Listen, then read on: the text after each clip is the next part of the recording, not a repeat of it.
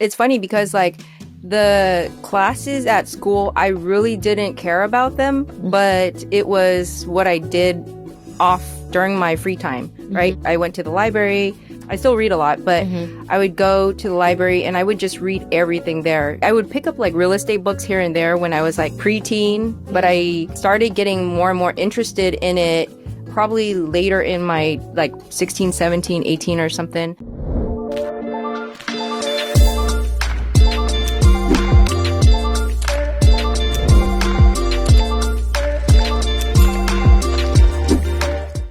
So thank you so much for tuning in today. We have the honor of sitting with our next guest, Angela Walter. She is not only a business attorney, but she's also a real estate attorney here in the Houston and Greater Houston area. Angela, thank you so much for being here today. I know you're really busy, so thank you for coming today. And well, thank you for having me, Carissa. It's my pleasure. I'm so excited about this today because I'm, like to get to know your story. It's really interesting. It's so inspiring. So let's talk about I know right now you do business. You're a business attorney. We'll talk about that. And you're also a real estate attorney. You're great at what you do. Let me just say that. You too. Thank you. Gotta give yourself props. Thank you. So how did Angela Walter become the woman that she is today? I want to talk about childhood. Like when you were a little girl, did you want to be an attorney? Where did you see yourself? Like, what did you want to do growing up? Like growing up, did you see yourself being who you are today? Like doing what you do and being this phenomenal woman, wife, mother. What did you envision as a young girl? And let's talk about your upbringing and what that was like for you. Okay. When I was younger, I actually didn't have a vision of what I would be. Actually, I had pets, so I was thinking like maybe a veterinarian, but that was to the extent of like, maybe 10-year-old me thinking like, I love pets, I'm going to do this. I'm going to take care of them. But no, I didn't think about my future really. In fact, when I was in college, because I knew you had to go to college, right? I just kind of didn't really care again. Took the classes, got the grades and just continued.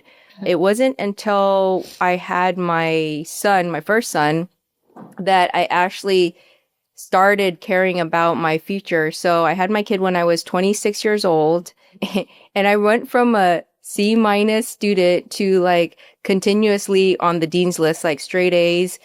Some classes I had above the A.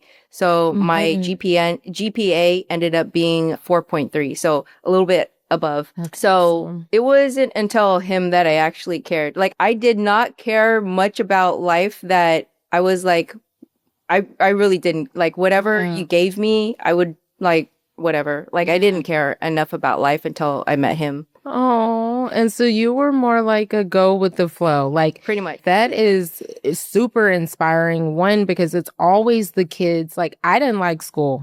I didn't like high school. I went to college because that's what I thought I had to do, because they say go to college so you can make a lot of money, and they don't really talk about like college is great. Like I'm not going to sit here and say it's not great. I'm not going to get into that. We'll save that for another episode. But that's a beautiful thing, because although you were there, like look where you are now, right? Like, and it's always the students that people count out, the teachers count out, like other people, they look and say, oh, well, she's always sleepy in class, or she doesn't care about anything. What is she going to do in life? And you're very successful at what you do today. So don't ever apologize for that, because that is super powerful. And it's much like people need to hear that, because that's really inspiring. And it's funny because like the classes at school, I really didn't care about them, but it was what I did off during my free time, right? So I went to the library. I used to read a lot. I mean, I still read a lot, but I would go to the library and I would just read everything there. I probably spent majority of my childhood at the library.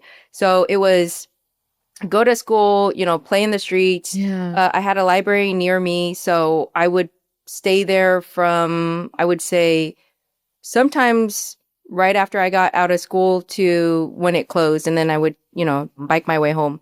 And so, like I would read biographies about real estate, investment, uh, how to fix your credit score, even though I didn't even have a credit card because I was like, a little kid. But I would read basically any book that was there. I'd read the back. If it sounded interesting, then I read the whole thing. Sometimes I would go to Barnes and Nobles or some other bookstore, but just to check out books. And so I would say a good wealth of my knowledge came from just hanging out at the library and reading books. And how old were you? Because you were reading real estate stuff at a young age. I was, as far as I can remember, I was always at the library. When I was younger, my parents sometimes would just drop us off at the library. We didn't have a babysitter. They just drop us off there, and I would just like be in the kids section reading books. And so I love I that. always saw the library as a second home. So I didn't know any different. I didn't get into real estate. I would pick up like real estate books here and there when I was like, like a preteen, but I started getting more and more interested in it probably later in my like 16, 17, 18 or something. I read a lot of Donald Trump books. I know people don't like Donald Trump. Well, actually, a lot of people like Donald Trump more and more now. But he has a series of books that he had out, and I read pretty much every single one of his books. Yeah. And he was a big inspiration.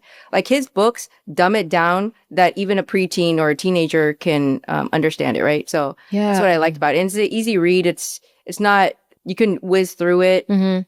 And from time to time, I'll still pick up some of his books and reread some of the chapters or advice that he provides. But it wasn't just him. It was other authors as well. So with his books, were they like, I need to read them, business books?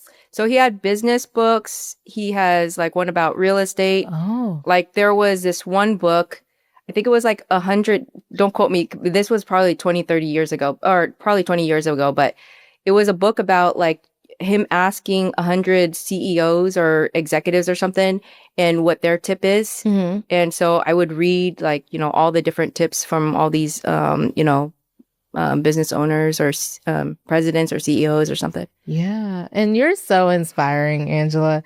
You really are. But because you've poured like into me, and you've, even with real estate, like it's not easy. People look at it and they think like, oh, she's in real estate, but I can't tell you, like, I want to thank you for always pushing me. Because, and not like, there's times where I wanted to give up on it, but you always like push me, and you always like pour into me and inspire me. So you're going to make me cry. I don't take that for granted. I really don't. Like, I'm really grateful for you. I didn't know that I was gonna, oh God, I didn't know. You know what it is? I do a lot of consultations, and I do have, various clients from, the average Joe Schmo to like very wealthy clients, anywhere in between.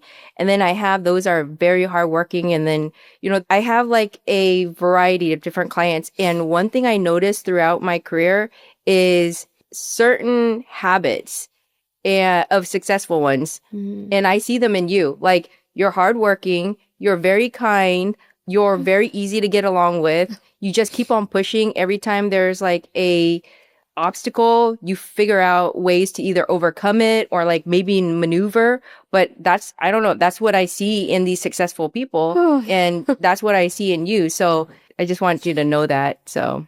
Oh my gosh, thank you, Angela. Like, this is not even about me. And oh my God, I'm over here like messed up right now, but thank you. And I always think about your words, everything that you say, like I think about those when I want to give up. So thank you for that. And you talked about like, because people might look at you and be like, well, how did she have it? Like, they see the success, but they don't see what you had to go through to get to where you are today. So what was that like for you? Okay, so this is already out there in the public, so I don't mind saying it here. So when I was a teen, I became homeless. And so I lived in and out of the streets for several years. So when I say in and out of the streets, I mean like I I was homeless, but then I also had friends that took me in. Mm-hmm. You know, I jumped house to house. Mm-hmm. Sometimes my parents would take me back. Sometimes, you know, they kick me out again. So throughout the years, I think possibly maybe that's why I didn't care, because it's like, you know, people like look down on you, and if you overstay your welcome, you know, people get that like, hey, when are you gonna leave type of I guess vibe. And possibly that's why I didn't care.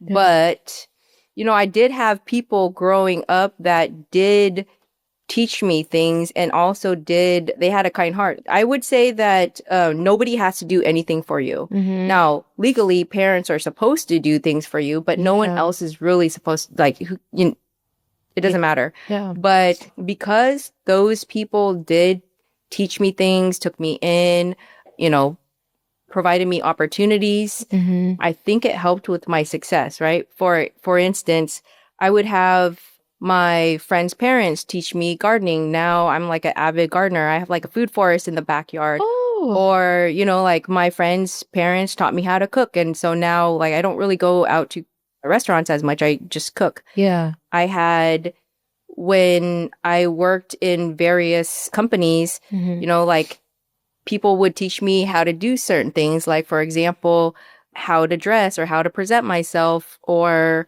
you know, maybe you should do this or that. And so I picked up these things over time, and those were from people that just wanted to help me out. And so I feel like possibly that has helped me in my career, because when I help my clients, I think about, all right, how can I reduce as much of their pain and increase as much success? Because at the end of the day, like, if I'm successful, that's, you know, of course I want to be successful. Yeah. But I want those also successful around me, whether they're clients, friends, families, my children, you know, like, it's nice to have like a group of successful people with you. And I know sometimes you can't push people to become successful, but you can be there when, you know, when they're ready.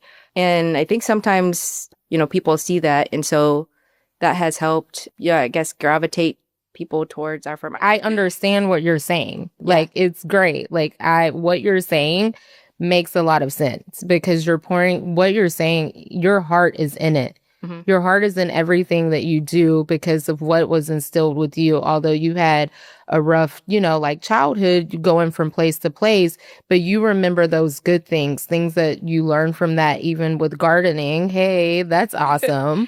I have seeds that I need to plant, so I'll probably be asking for advice with that. But even with that, like cooking, like, you remember, you could focus on all the bad things, but you turned the pain into purpose. You know what's funny? I would say being homeless is one of the worst feelings I've ever had. It wasn't the feeling of like, oh, I don't have no place to live, or do I use this $2 to take the bus to work, or do I walk to work and use that $2 to buy food? It wasn't that pain that I hated. It was the pain that your parents, like, why did they kick you out? Or like, your family doesn't love you. Like, that's painful. Yeah. But you are so loved. You're so loved, and you should be so proud of where you are today, because most people would have thrown in the towel, and you didn't do that. You turned the pain into purpose. Like, the listeners, this is what it's like to literally say, you know what? I can stay here, or I can do this, right? Like, how do I say this? But you could have said, oh, that's what it is. You could have had the victim mentality, but you don't have that. You come from a place of victory, not victor, but victory.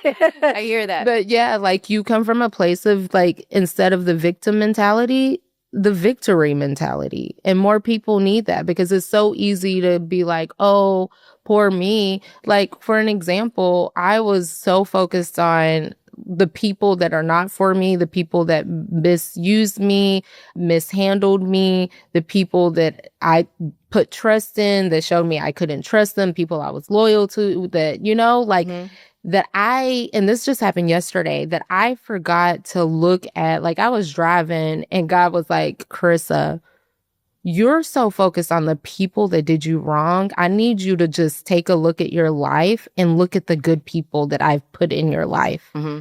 And I think that's so like powerful. Like even you, like nothing happens by like it's all God ordained. And so did you grow up? So be proud of you. And you have these beautiful children and you're a great mother, you're a great wife. Like, yeah, you took that pain and it turned it into purpose. So hug yourself for that. And you are such a powerful, confident, beautiful woman. Like full of inspiration too. Like you inspire me. So where did you grow up here or where did you grow up? I lived in California until I was in my early 20s. Then I moved to Hawaii. Oh. Did you know that? Or no? No.